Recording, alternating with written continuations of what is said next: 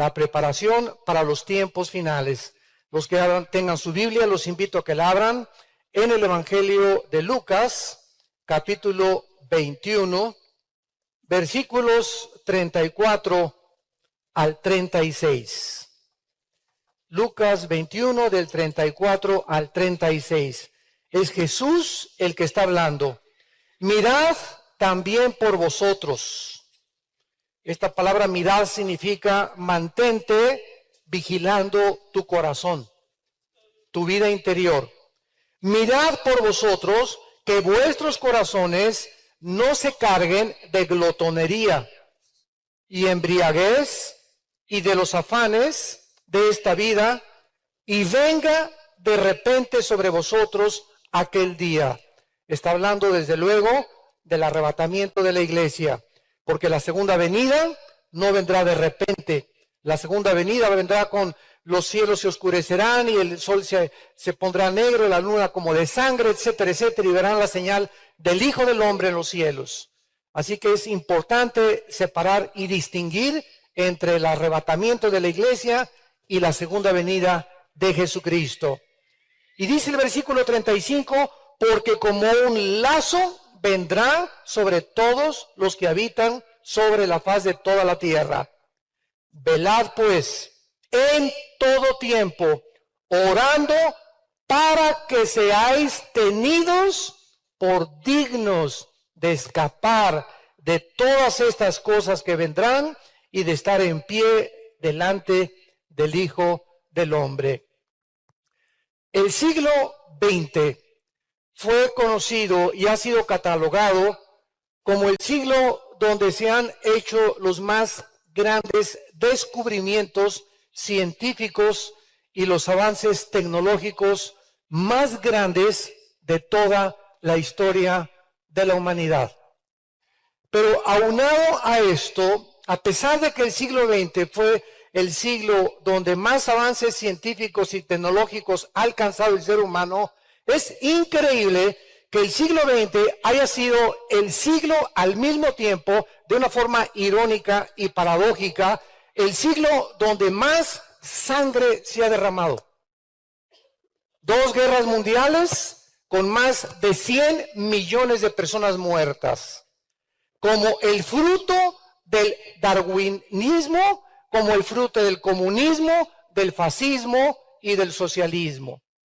Entonces, estas ideologías que permearon el siglo XX y que hicieron ensoberbecer al ser humano, convirtieron al ser humano en un robot, donde la tecnología y los avances científicos llenaron de humo la cabeza, y es el siglo al mismo tiempo, no solo donde más sangre se ha derramado, donde las teorías de Darwin, que infectaron la psicología, infectaron el marxismo, infectaron el socialismo, el fascismo y el nazismo, es el siglo también donde más personas se han convertido al ateísmo. Nunca había habido tantos ateos como en el siglo XX. Darwin, ateo; Sigmund Freud, ateo; Carlos Marx, ateo; Jean-Paul Sartre, ateo; Friedrich Nietzsche, Bertrand Russell, Richard Dawkins, Christopher Lenin, Sam Harris, y así podría enumerar más de 15 o 20 personas que invadieron las bibliotecas y comenzaron a infectar las mentes de los jóvenes, de nuestros hijos, con el ateísmo, el materialismo y el evolucionismo, principalmente. Y sin embargo, acaba el siglo XX y entramos al siglo XXI, y es un siglo donde comenzamos a despertar de que ni los avances tecnológicos ni los avances científicos nos han ayudado, y entramos al siglo XXI con una ansiedad, con un estrés, a punto de comenzar una tercera guerra mundial en el Medio Oriente actualmente, con problemas de terrorismo, con problemas de inmoralidad, donde se relajan las normas sociales completas, donde en 1973 se legaliza el aborto en Estados Unidos, hasta ahorita 18 millones de niños muertos en nombre de la ciencia por el medio del aborto. donde en junio del 2015 se legalizan los matrimonios gays y donde vemos cómo las familias y la sociedad, el matrimonio que forman la base de toda sociedad, estamos completamente en decadencia. Porque cuando la familia es atacada, en ese momento la sociedad no puede sobrevivir. Porque el fundamento de la sociedad es la familia y el matrimonio. Entonces, estamos en un mundo donde tenemos que levantar los ojos y darnos cuenta que hace 2000 años un hombre dijo, yo soy el camino, la verdad y la vida. Y tenemos, como dijo, me dio muchísimo gusto escuchar a la primer ministra de Alemania, Angela Merkel, decir hace un mes, Europa necesita regresar a la Biblia y a Jesucristo. El padre de esta mujer era pastor. Y me dio gusto que se haya nombrado en la revista Time la mujer del año a esta mujer, Angela Merkel. Ella de carrera es astrofísica. Pero ¿cómo es posible, verdad, que en medio del ateísmo donde vive en Europa tenga el valor de decir Europa necesita regresar a la Biblia y a los principios, valores que están establecidos en la palabra de Dios? No cabe duda que todos estos acontecimientos a nuestro alrededor nos hablan de un mundo que se encuentra a punto de naufragar. Cada día que nos encontramos más y más de la culminación del plan profético que Dios tiene para nosotros en relación a la raza humana, se están precipitando los acontecimientos con una velocidad vertiginosa, donde estamos ya a punto de ver, ¿verdad?, la desaparición de millones de seres humanos en lo que la Biblia enseña como el arrebatamiento de la iglesia. Millones de seres humanos, tal vez ahorita acabando esta conferencia, hoy en la noche o mañana, un mes, no sé por qué es inminente el arrebatamiento o el famoso rapto de la iglesia. Millones vamos a desaparecer y el mundo se va a comenzar a sumergir bajo los juicios de Dios, descritos del capítulo 4 al 19 del libro del Apocalipsis. Ante todas estas cosas, santos de Dios, ¿cómo debemos de prepararnos para estos tiempos que estamos viviendo? La Biblia nos ofrece a continuación, de manera práctica, varios consejos de cómo debemos prepararnos física, mental, económica y espiritualmente. Y vamos a ver en primer lugar la primera parte de la preparación. Número 1. Es importante que en los tiempos que vivimos nos comencemos a preparar confiando más que nunca en las promesas de Dios. Este libro que tengo en mis manos es nuestro sostén, nuestra fortaleza. Este libro que tengo en mis manos es el único medio que mi alma y tu alma tiene para poder enfrentarnos y poder resistir la presión del mundo que nos rodea, porque estamos presionados sexualmente, económicamente, con tentaciones de todo tipo, con tentaciones comerciales, económicas, etcétera, etcétera. Y la única forma de poder aguantar que esa presión que tenemos todos alrededor y nuestros hijos también, es que el interior de nuestra vida esté blindado, fortalecido para aguantar la presión externa. Escucha esto, si tu vida interior no es más fuerte que tu vida exterior, la vida exterior y la presión del mundo va a entrar a tu vida interior. Entonces tenemos que entender que tenemos que fortalecer nuestra vida interior, nuestra vida espiritual. En Juan capítulo 14, Cristo se estaba despidiendo de los apóstoles. Y el Señor Jesucristo inmediatamente discernió que los apóstoles se encontraban en un estado de estrés, de ansiedad. No entendían todavía muchas cosas. Primero nos dice este hombre que lo sigamos y dejamos las redes y dejamos nuestras barcas. Y de repente nos comienza a decir que va a morir a los 3 días y que va a resucitar y que ya se va a ir. Y comienzan los discípulos con una confusión tremenda como la que el mundo se encuentra actualmente. Oye, ¿pero qué? Dios no nos dijo que estaría con nosotros y que no nos faltaría nada, etcétera, etcétera. Y ante esta situación, Cristo, antes de morir, en Juan 14, escuchen las palabras que les da a los discípulos de consuelo. No se turbe vuestro corazón. Es el primer consejo que nos da la Biblia.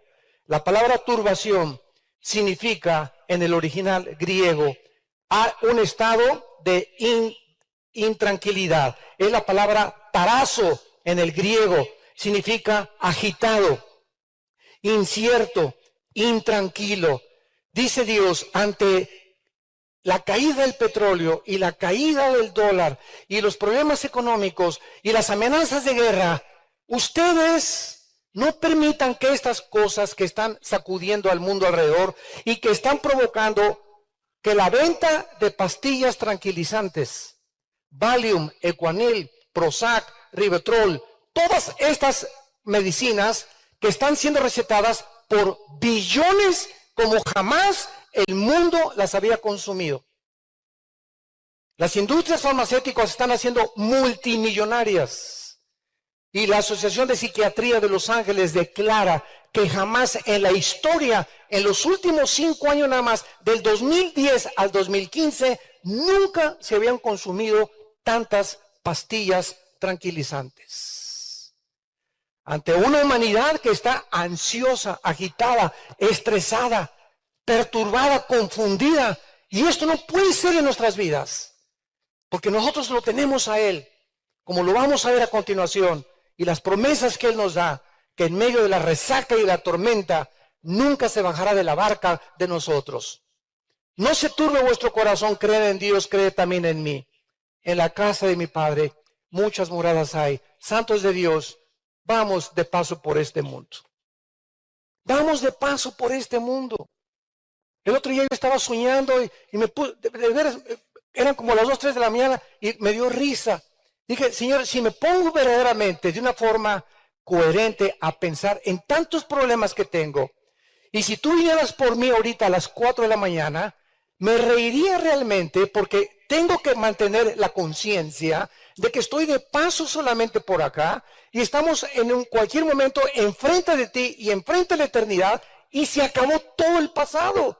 ¿Por qué entonces vivir con ansiedad y con ese estrés cuando estamos de paso y en cualquier momento todo se va a acabar, todo se termina? Cultura, dinero, sociedad, profesionalismos, artistas, deportistas, políticos, todo se va a acabar y lo único que va a sobrevivir son las almas humanas. Por lo cual debemos de vivir solamente por las almas humanas como nuestra prioridad. En en el versículo 27 de Juan 14, Jesús dice, la paz les dejo, mi paz les doy. Juan 14, 27, yo no os la doy como el mundo la da. No se turbe vuestro corazón, ni tengan miedo. Otra vez las palabras de Jesús, mientras en tu vida tú no tengas paz, no tienes nada. La receta hace 2000 años para el estrés y la ansiedad del siglo XX nos las dio un hombre llamado Jesús. Y hace 2000 años Jesús sabía que el estado interno de una persona lo enferma. Como lo vamos a ver más adelante, psicosomáticamente, te enferma mentalmente, gastrointestinalmente, cardiovascularmente. El estado mental de nosotros nos roba la paz, nos roba la tranquilidad, nos roba la felicidad, nos quita completamente el poder disfrutar a nuestra familia, el poder disfrutar a tu esposa, el poder disfrutar a tu novio, porque te encuentras en un estado de ansiedad, de estrés, de preocupación, que aunque tengas dinero no lo vas a poder disfrutar, porque para poder disfrutar la vida se necesita vivir en paz. Y un cristiano no puede tampoco venir a la Biblia sin la paz. Imagínate venir a la Biblia, Señor, mi hija, Señor, mi trabajo, Señor, y el Espíritu Santo te dice, ¿sabes una cosa? Sereno Moreno. Te calmas primero, comienzas a alabarme, comienzas a confiar en mis promesas, comienzas a entrar en un estado de tranquilidad, porque mi Espíritu Santo es un espíritu que solamente se puede comunicar contigo, Armando, me dice el Señor. Solo me puedo comunicar contigo cuando dentro de tu vida, en tu corazón, estés tranquilo. Porque de otra forma, escucha, no puedes discernir mi voz. Es imposible conocer la voluntad de Dios y discernir lo que Dios nos está diciendo si cuando yo vengo a la Biblia no soy completamente en paz conmigo mismo. Estas son las palabras que Cristo dio hace 2000 años y necesitamos oír para que no seamos sorprendidos por la depresión, la inseguridad, la intranquilidad. Recordemos que Jesús nos dijo, estoy con ustedes todos los días hasta el fin del mundo. Fueron las últimas palabras que él pronunció. El rey David, en el Salmo 37, vivía en un estado de agitación tal, rodeado y perseguido por ejércitos, por el rey Saúl que lo quería matar, por un gobierno que lo quería asesinar. Y en el Salmo 37, que es uno de mis favoritos, el rey David nos da estas promesas de Dios. No te impacientes a causa de los malignos. Es lo primero que la Biblia nos enseña. No trates de excitarte o de que tu paz se quite por tanta maldad que existe. No te impacientes por ello. No tengas envidia tampoco de los que hacen iniquidad, porque como la hierba serán pronto cortados y como la hierba verde se secarán. Confía en Jehová y haz el bien y habitarás en la tierra y te apacentarás de la verdad.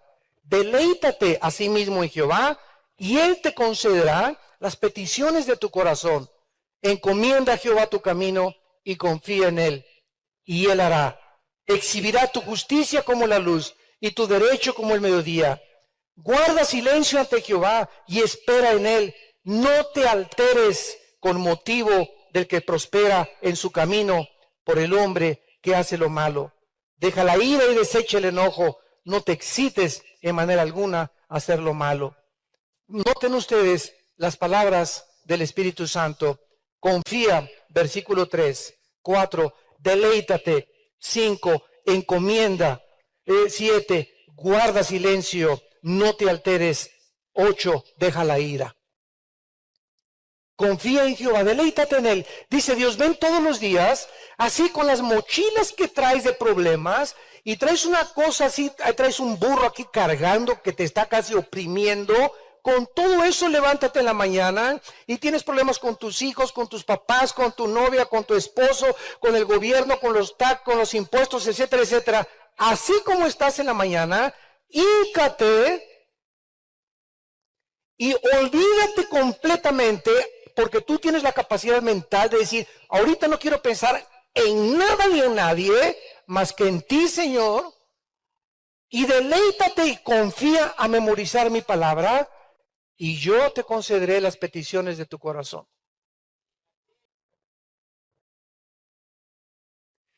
Aparentemente complicado, secundariamente simple.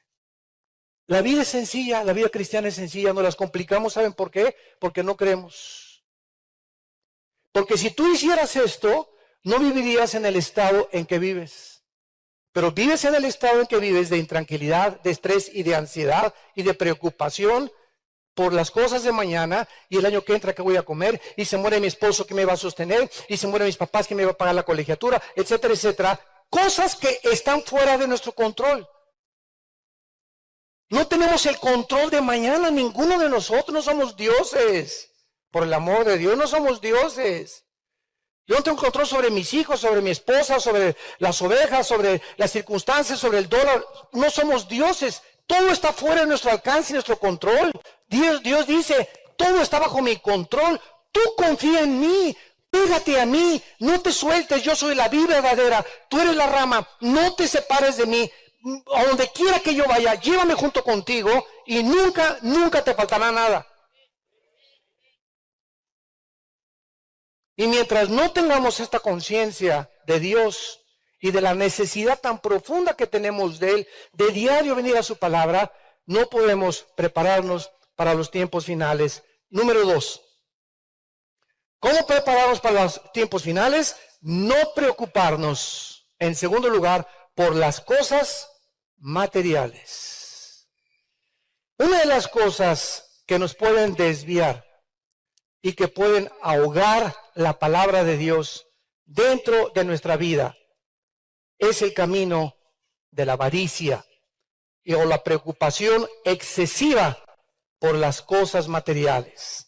Dice Cristo en Mateo 13:22, El que fue sembrado entre espinos es el que oye la palabra, pero el afán de este siglo y el engaño de las riquezas entran, ahogan la palabra y se hace infructuosa. Si tú antes de acostarte,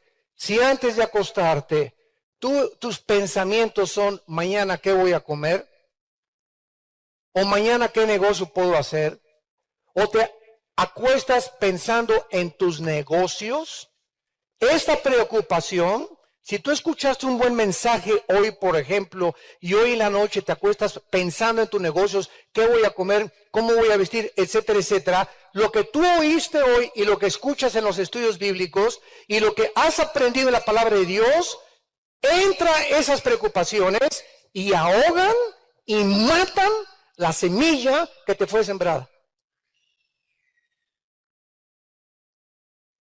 Es un poder impresionante las preocupaciones crónicas, la ansiedad, ¿qué comeré?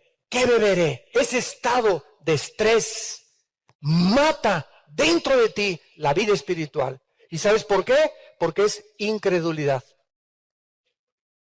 Es incredulidad. Y sin fe es imposible agradar a Dios. Y el pecado más grande del Antiguo Testamento no fue la fornicación o las orgías o el robo, los latrocinios. El pecado más grande del Antiguo Testamento fue la incredulidad. Y el único pecado que no tiene perdón, todos los pecados tienen perdón, pero el único que no tiene perdón es la incredulidad, la blasfemia contra el Espíritu Santo. Decirle a Dios: no te creo, no es cierto lo que tú dices. Ese es el pecado que no tiene perdón. Porque todos los demás, la sangre de Cristo nos limpia de todo pecado. Entonces, qué importante es que entendamos eso. La pregunta más importante que Dios nos hará en estos tiempos es: ¿qué hay en tu corazón en estos tiempos? ¿Qué es lo que está llenando tu corazón ahorita en estos tiempos?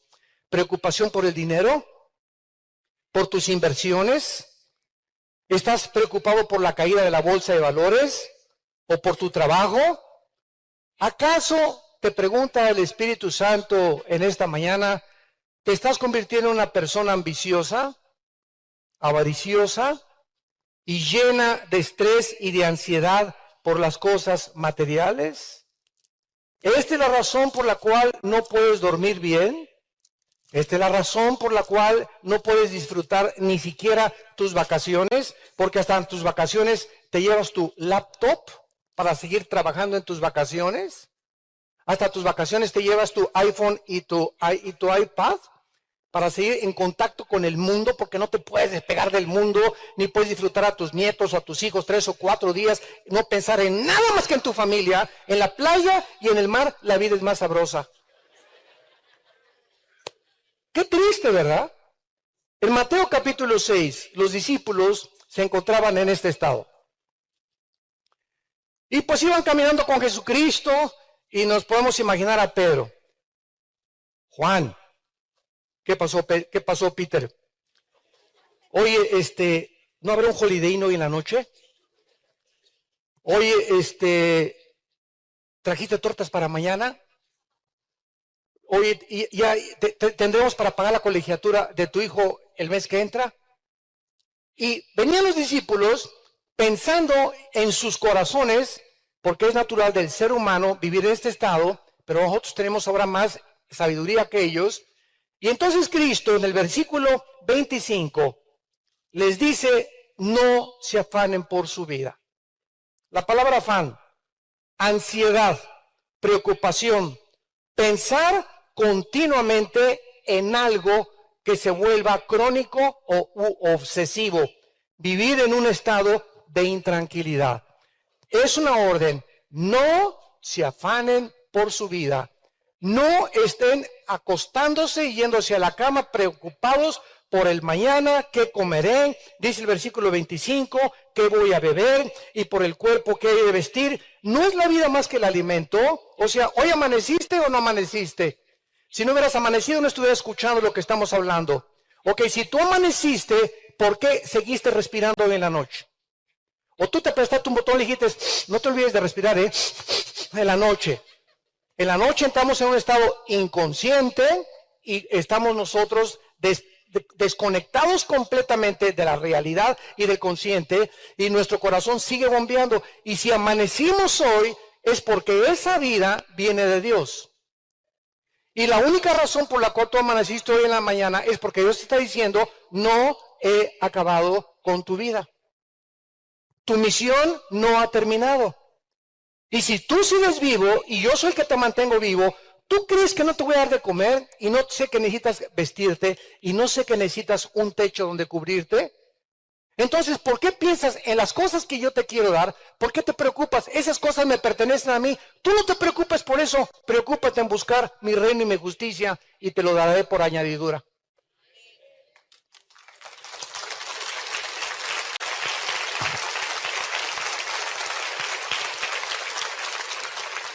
Y miren el ejemplo en el versículo 26. Ahora, cuando en Génesis 2 y 3, Dios hizo la creación, Dios hizo los leones, los tigres, las serpientes, las palomas, las cucarachas, los cabritos, los elefantes, los dinosaurios, etcétera, etcétera. Y cuando Dios hizo los pajaritos, Él les puso un chip a los pajaritos para que se comportaran de la forma como se comportan. A los leones, de la forma como se comportan, a las cabras, a los perros, a los gatos. Todos tienen un código genético, los animales. Cada especie tiene un código genético, un software, una información puesta por su creador y por su diseñador. Y cuando Dios hizo a los pajaritos, les puso un chip en su cerebro para que fueran aves que nunca, nunca, nunca guardaran su comida. Que no la metieran en una cuevita ni la guardaran para otro. Los osos la guardan, los leones muchas veces las guardan, pero los pajaritos no lo hacen. Ahora, los pajaritos tampoco siembran, ni cosechan tampoco, ni almacenan. Y así los hizo Dios para que cuando Cristo apareciera en el escenario mundial, ellos, sus discípulos y ahora nosotros, pudiéramos ver que todo lo que hizo Dios es que Dios nos está hablando a través de toda la naturaleza, de todos los animales, de las estrellas. Es una escuela el universo a nuestro alrededor, y los pajaritos se concentra Cristo y dice, miren a las aves de los cielos. Quiero enseñarles una escuela y una lección relacionada con la ansiedad. Los pajaritos no siembran. Versículo 26. Los pajaritos no ciegan, no recogen. O sea, nunca hay una cosecha que estén esperando ellos. Los pajaritos no recogen en granero. O sea, nunca, nunca, nunca amontonan 3 y 4 lombrices. Nunca, jamás. Y vuestro Padre Celestial, cabeza de melones, le dijo Cristo a todos los apóstoles, vuestro Padre Celestial es el que alimenta a estos pajaritos. ¿No valen ustedes más? ¿No valen ustedes más que esos pajaritos? Hay millones de pajaritos en todo el planeta Tierra y no hay uno solo que no tenga comida. Y ustedes que todavía, ahora dice Cristo, que yo di mi vida por ustedes en una cruz. ¿Cómo puedes vivir tan... ¿Por qué me dices mentiroso? Dice Dios. ¿Por qué yo no estoy diciendo mentiroso, Señor? Sí me estás diciendo mentiroso, porque el estado en que tú te acuestas habla más que si me lo dijeras con palabras. Tu estado de preocupación y tu estado de estrés me dice que no crees lo que yo te he dicho. ¿No vales más que ellos? ¿Y quién de ustedes, versículo 27, por mucho que se afanen, añade estatura un codo? Imagínate si me es 1.50 de estatura y le haces, quiero crecer, quiero crecer, quiero crecer, quiero crecer. Brinca como chapulín todo lo que quieras. Ni 1 pulgada vas a crecer. Por más que te afanes y por más que te esfuerces. ¿Qué está diciendo Cristo? Por más que digas en la noche, y voy a tener más dinero, ¿y cómo le hacer? Por más que estés buscando soluciones, mi dinero viene de mí. Los negocios vienen de mí.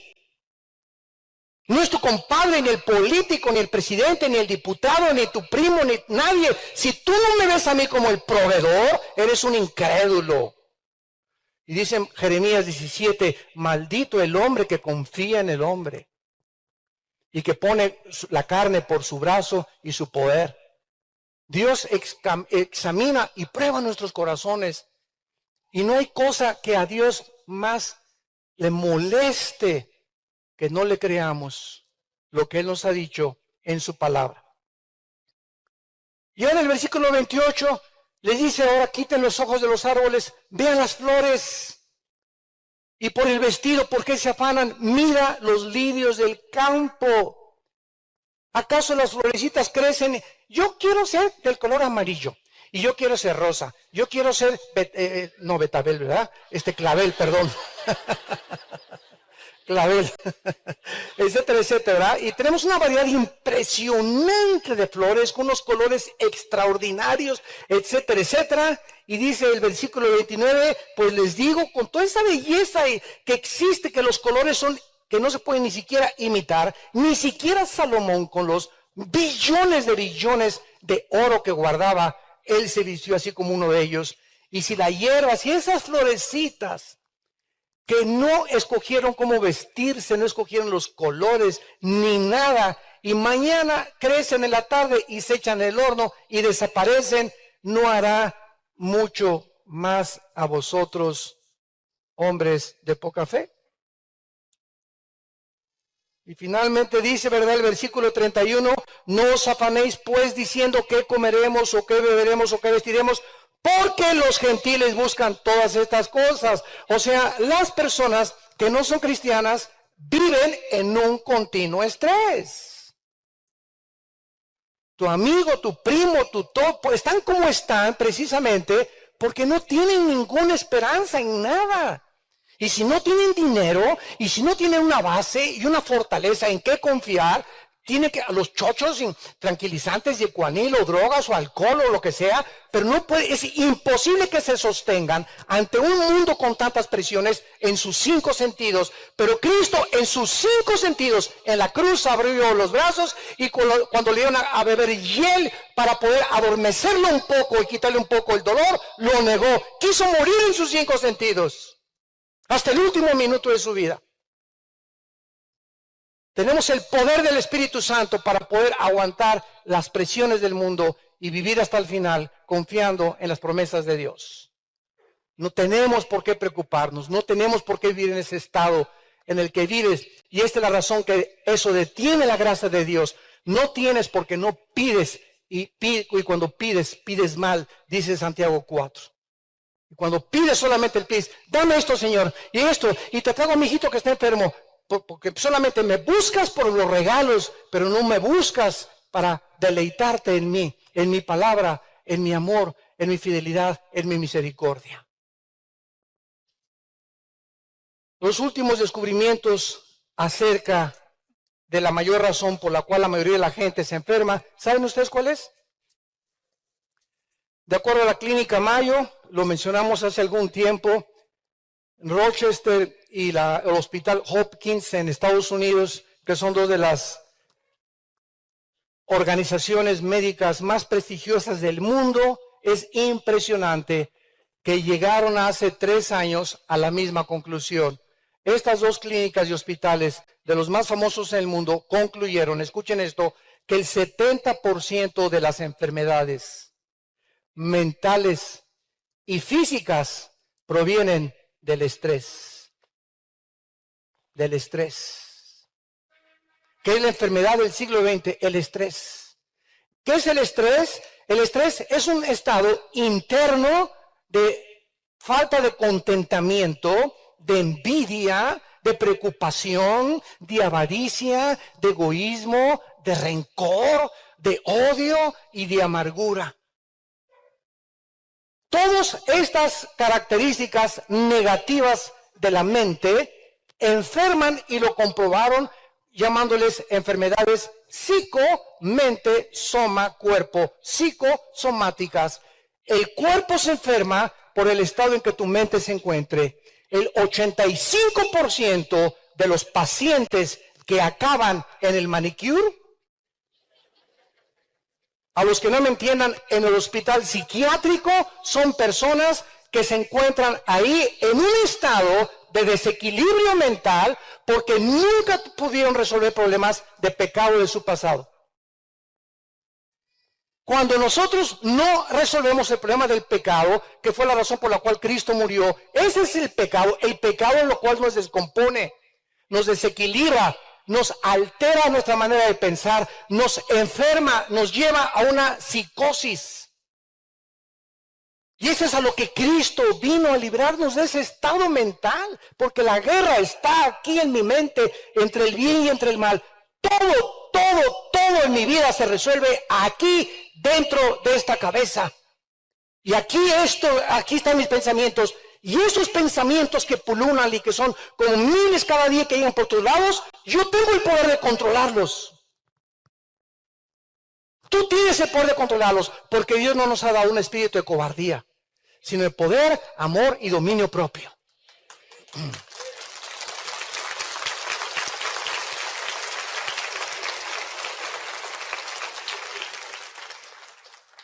Filipenses 4, del 6 al 7, por nada estén afanados. ¿Qué dice? ¿Por qué? Ahora, es interesante que en la construcción gramatical del original griego, ahí está en imperativo. Es una orden. Esto cómo me ha ayudado a mí durante los últimos años. Es una orden. El general en jefe del universo, no quiero que te afanes. Es una orden. No quiero que estés afanado. Señor, cállese y no se ínquese. No se afane. ¿Qué es el afán, verdad? El estado de intranquilidad otra vez. Por nada estén afanados. No quiere Dios que no haya absolutamente ningún problema, no importa de qué categoría moral, físico, etcétera, etcétera, que nos quite la paz. Y dice más adelante, si no sean conocidas vuestras peticiones, o sea, ¿qué es lo que te ha llevado a ese estado en el que te encuentras de insanidad mental? Porque es vivir en insanidad mental, vivir sin paz. Una persona, ahora dice la Academia de Psiquiatría en Los Ángeles, que ya, escuchen esto, ya no hay una sola palabra para poder definir quién es normal y quién no es normal. Acabo de estar en el Ecuador en una conferencia que invitaron un grupo de psicólogos y psiquiatras, y platicando con uno de ellos, le dije, ustedes en el siglo XXI, ¿a quiénes clasifican como personas normales y a quienes no son normales? Porque hace 25 años la homosexualidad estaba clasificada como algo completamente anormal. Ahora ya lo borraron y han redefinido la homosexualidad. Y me dijo y me contestaron estos psiquiatras muy honestamente, nosotros ya no sabemos quién está normal. Qué increíble, ¿verdad? Qué increíble. Y lo vemos ahorita con los crímenes en Estados Unidos y por todos lados. De repente una pareja en San Bernardino se mete a su casa, sacan ametralladoras y matan a un grupo de discapacitados, 14 o 15 discapacitados. Le encargaron una bebé media hora antes a la mamá, y cuando preguntan a las personas, a la mamá, a los vecinos, oye, pero si eran normalitos hace una hora. Hasta uno se vestía de Santa Claus en Navidad. Y de repente la mente humana cambia impresionantemente, y una persona que tú dices, pero es que esta persona era así, y es que no lo puedo creer, es que no hemos entendido el potencial de maldad que se encuentra en nuestro corazón. No lo hemos podido comprender. Cualquiera de ustedes que pueda haber comenzado bien, yo he conocido misioneros, predicadores, pastores y ahora hasta apóstoles, ¿verdad? Que durante toda la vida pues comenzaron bien y de repente algo les pasa a la mitad del camino. Dices, Dios mío, ¿te acuerdas de ese pastor o te acuerdas de esa persona? Pues sí, fíjate, pues cayó en adulterio y robó y esto y el otro y fraudes, etcétera, etcétera. Y pasó esto y pasó aquello. Y dices, pero ¿cómo es posible? Sí es posible, porque así es el corazón humano, perverso y engañoso más que todas las cosas. Y si no cuidamos nuestro corazón y venimos diario a la palabra de Dios, Todos nosotros tenemos el potencial de abandonar el camino tarde o temprano. Aunque si somos cristianos sabemos que Dios al que ama disciplina, y aunque sabemos que no se pierde la salvación, Dios nos disciplina y nos va a ir como en feria cuando nos apartamos del camino de la santidad, de la justicia y de la verdad. Por nada estén afanados, oren a Dios y la paz de Cristo, que sobrepasa todo entendimiento, guardará vuestros pensamientos y vuestro corazón en Cristo Jesús.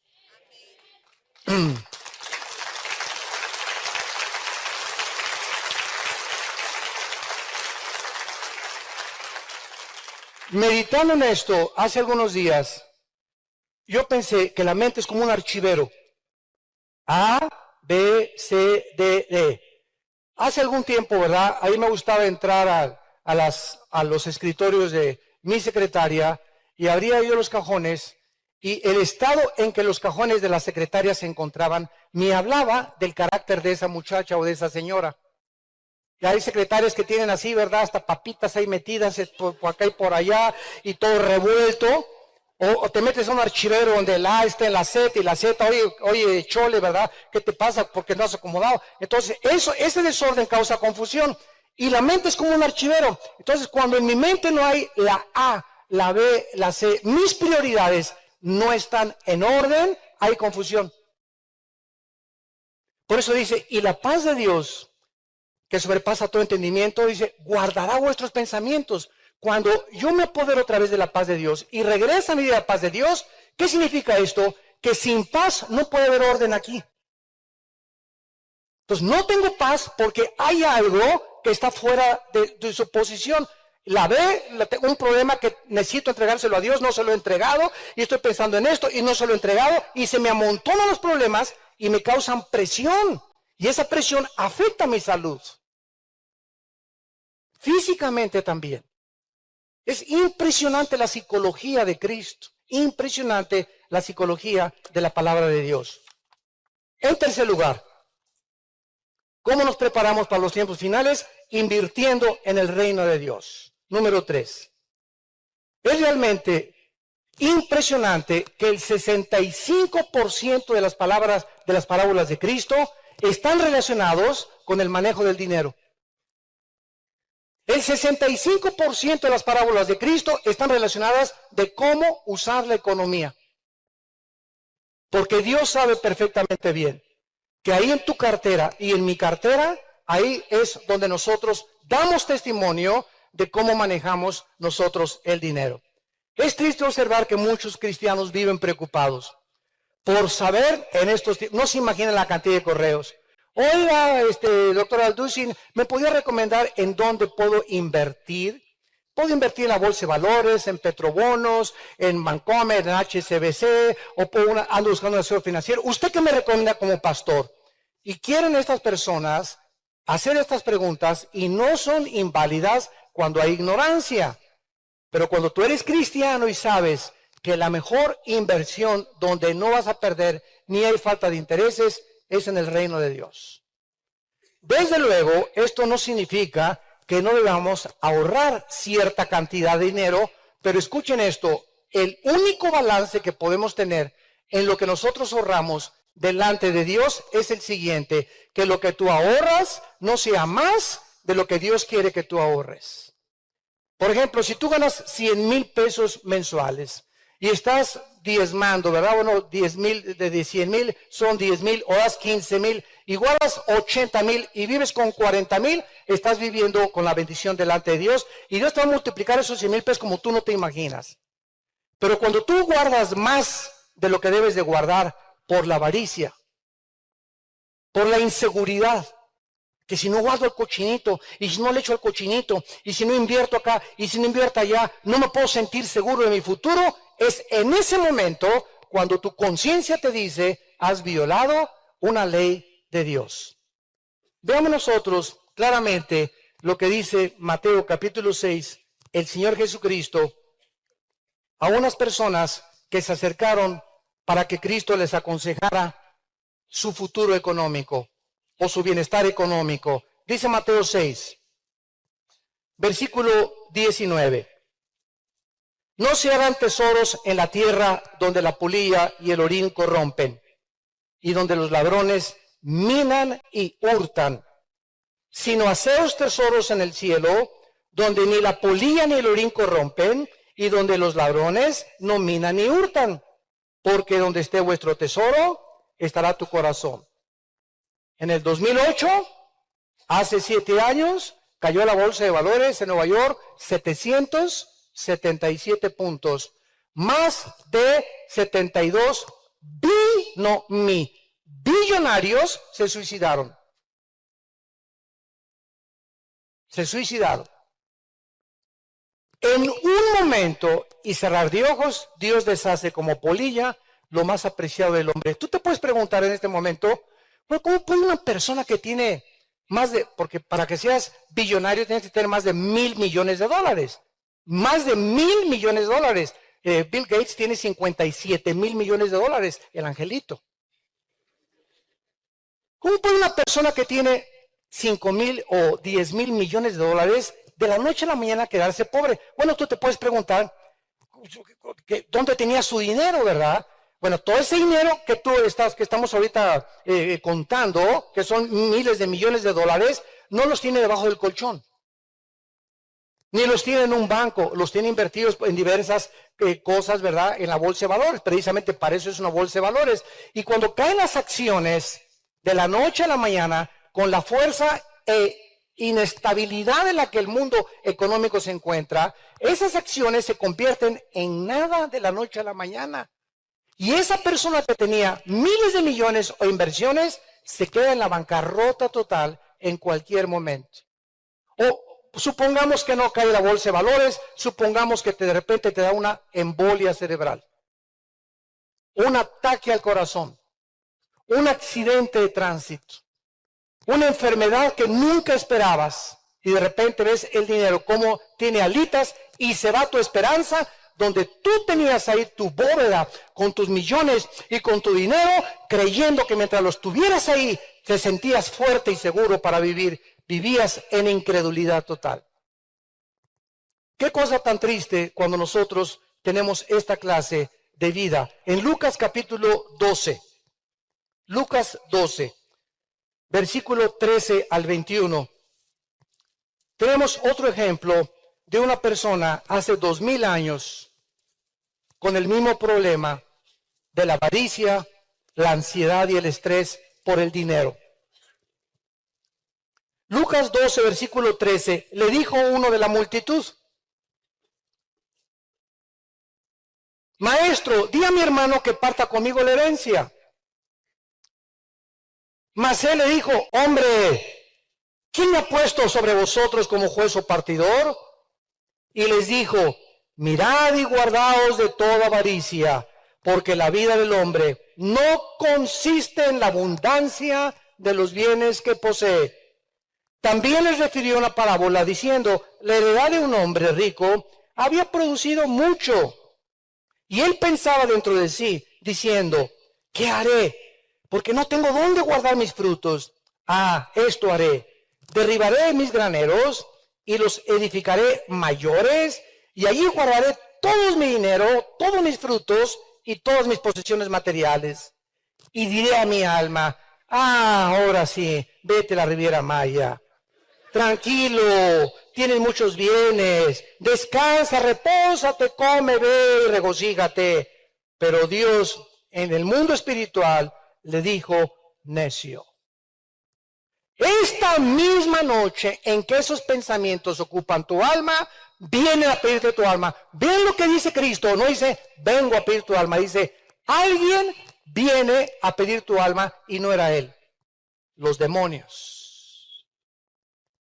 Vienen a pedir tu alma, y lo que has provisto, ¿de quién será? Así es el que hace para sí tesoros y no es rico para con Dios. Y en cuarto lugar y penúltimo, debemos prepararnos física, emocional y espiritualmente. Santos de Dios, somos espíritu, tenemos un alma, vivimos dentro de un cuerpo. Físicamente, Dios en Levítico 11 dio las leyes de la nutriología, de la higiene, para el bienestar de su pueblo que Él redimió de Egipto. Y Dios nos deja en la Biblia lecciones grandísimas porque la comida la hizo Dios. No solamente Dios es el autor de las vegetales, verduras, frutas, sino que Dios es el autor y diseñador de este cuerpo que tenemos. Y Dios es el único, Él es el único, por más grandes nutriólogos que tú tengas, Dios es el único que sabe qué necesita tu cuerpo y mi cuerpo para mantenerse saludable. Y Dios quiere darnos salud. Entonces Dios les prohibió a su pueblo el colesterol, que se descubrió en los 70s, 80s del siglo pasado. Una sustancia grasosa que entra a las arterias y que las comienza a cerrar y el corazón comienza a tener trabajo en bombear la sangre porque hay tanta grasa y así vienen los ataques cardíacos. Por el colesterol, los triglicéridos, la enorme cantidad de panquecitos marinelas que te comes cada semana, de pizzas, que es lo que más harina tiene que cualquier otra cosa. Y esta vez cada 15 días una pizza, ¿verdad? Está un chuletón así de tibón cada 15 días, no hay ningún problema. Pero por el amor de Dios, si pasas de los 40, 45 años de edad, tienes que poner cuchillo en tu garganta, como dice en Proverbios capítulo 23. Entonces, tenemos nosotros que entender que todo nos es permitido, mas no todo nos conviene. Pero eso sí, cuando alguien abuse de la comida, ahora sí está de moda, ¿verdad? Las campañas de sanidad. Y sáneme, hermano, y póngame la mano con la panza de Santa Claus. Y sabes una cosa, Dios te dice, mira, yo te di a ti mis leyes para que tú supieras qué comer y qué no comer. En un restaurante tienes y puedes coger esto tú sabes que no es bueno para ti. Si estás pasadito, cuídate y revisa tu peso y pésate todos los días en la báscula para que vayas controlando tu peso. Pero si tú te ibas a enfermar, quiero decirte una cosa, yo no voy a ser responsable de ti. Tú eres responsable de tu salud. Si tú estás enfermo por violar mis leyes, entonces tú eres el que tienes que recoger tu cosecha. Yo por eso nunca oro por los gordos. Que tengo hipertensión, que me duele la cabeza, que esto y que lo otro, ponte a dieta y te pongo las manos. Porque Dios no es el genio de la lámpara de Aladino. Tenemos que cuidar nuestro cuerpo también. En 1 Corintios capítulo 9, sexualmente. Dice 1 Corintios 9, versículo 25, todos los atletas que luchan, de todos se abstienen. 1 Corintios 9, 25 al 27. Así que de esta manera corro, no como la aventura, de esta manera peleo, no como quien golpea al aire. Pablo usa el ejemplo de los atletas. Ayer me dio tanto gusto saber que el Barcelona, campeón de clubes del mundo. ¿Amén? Para los que le iban a todos los demás, ¿verdad? Increíble que le haya ganado el River Plate 3-0, ¿verdad? Y que Messi a sus propios contemporáneos argentinos los haya humillado. Porque es el mejor club de Argentina, el River Plate. Le ganó 3-0. Nadie en el mundo, ningún club le ganó al Barcelona. Para que vean que son espirituales, le estoy diciendo, ¿verdad? Qué interesante que el apóstol Pablo haya escogido a los atletas, a los futbolistas, a los basquetbolistas, a todos los que están involucrados como en el atletismo, como un ejemplo para los cristianos de cómo debemos de mantener nuestro cuerpo. Y dice el versículo 27, golpeo mi cuerpo y lo pongo en servidumbre. O sea, no le doy pizza, aquí se me está. Heladito, nada de helado. Aquí se me está.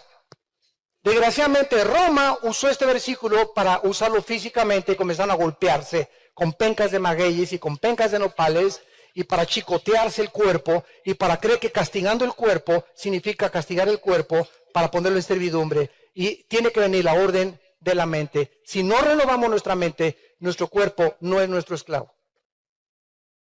Entonces tú tienes que aprender a renovar tu mente para poner tu cuerpo como esclavo. Y finalmente, emocionalmente, tenemos que prepararnos emocionalmente. Cristo dijo claramente que tenemos que entender que si nuestro estado mental o psíquico, que es donde más énfasis hemos puesto, porque es el centro el cuartel general donde todas las órdenes parten del hemisferio derecho y del hemisferio izquierdo de nuestro cerebro. Si nuestra mente no está en orden, si nuestra mente no está controlada por nuestros pensamientos, si no tenemos el control de nuestras emociones y nuestros sentimientos, no vamos a poder resistir ni preparados para la última batalla final. Y espiritualmente, ¿verdad? ¿Cuál es la preparación espiritual? En la oración. Marcos 1:35. Cristo se levantaba antes de que el sol saliera. Todos los días el Hijo de Dios, Dios hecho carne, se levantaba a las 4 o 5 de la mañana Jesucristo. Y se iba, dice Marcos 1:35, a un lugar desierto. Y ahí en el lugar desierto, ahí oraba antes de enfrentar a los endemoniados, a los paralíticos, a los que tenía que sanar. Ahí se enfrentaba a Cristo antes, porque la fuente y el origen de su poder era su comunión con su Padre. Y separados de mí, nada podéis hacer, dijo Jesucristo. Queremos prepararnos de veras para estos tiempos santos en Cristo. Tú tienes que aumentar tu tiempo de oración con Dios. Examínate en esta mañana que has oído este mensaje. ¿Cuánto tiempo oras diario? Sé honesto contigo. 10 minutos, súbele a 20. Media hora, súbele 15 minutos más, 45 minutos. Tenemos que aumentar el tiempo de pasar con Dios, porque mientras más presión, más tiempo necesitamos con Él. Porque las fuerzas, el poder, todo viene a través de la oración. Y separados de Él, nada podemos hacer. Padre, te damos gracias por tu palabra. Te damos gracias, Señor, porque no tenemos lucha contra sangre ni contra carne, sino contra potestades, principados de las tinieblas, huestes espirituales de maldad, que quieren abortar, impedir que lleguemos a la meta. Por tanto, tomen toda la armadura de Dios para poder resistir, orando en todo tiempo, con toda oración y súplica en el Espíritu, y velando en ello con toda.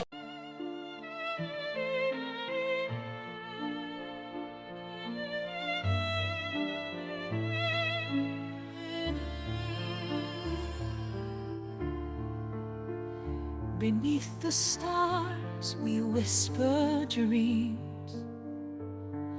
A violin plays soft, it seems. The night unfolds its velvet wings. We dance on air like fancy things. A crescendo builds with every beat. Our hearts, they dance in perfect heat. The world is ours in silent screams. We're floating high on whispering dreams. Together we are one sweet song. The night won't be too late, too long. Our melody will carry on in every note where we belong. The orchestra, it swells to life.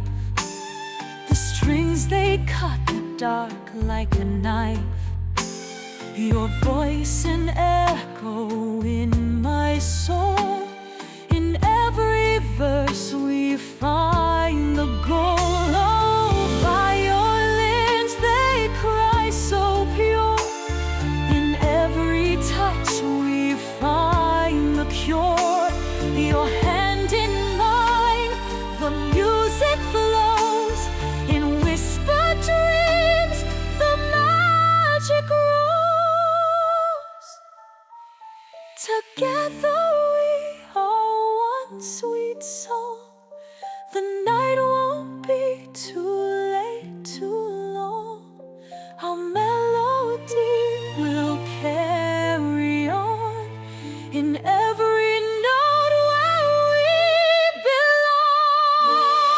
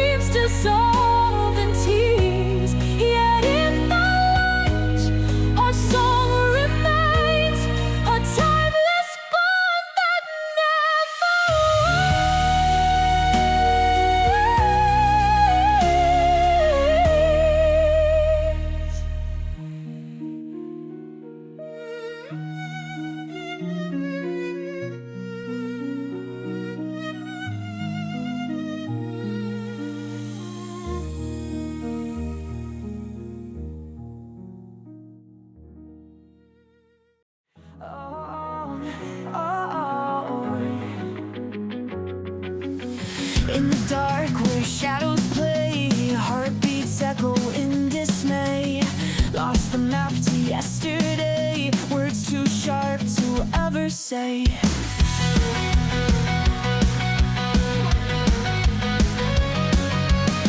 Ripped jeans and broken dreams, skate parks and silent screams, moonlight dances on our schemes. We fly so high on tattered wings, tears fall like rain on a midnight show. We're bound by secrets only we know, holding tight but letting go. This love is a reckless rodeo.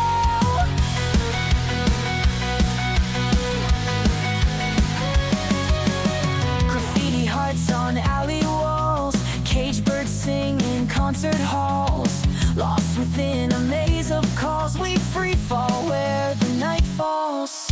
Neon lights and shattered glass, faint memories of a haunted past. When forever feels too fast, this is the soundtrack of a love outcast.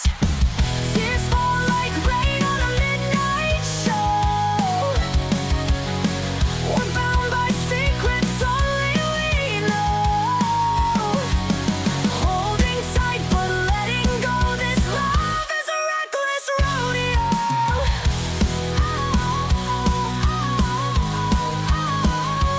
So we ride through the chaos, wild and free, chasing dreams that may never be. In the ashes of what we see, we're the fire, we're debris.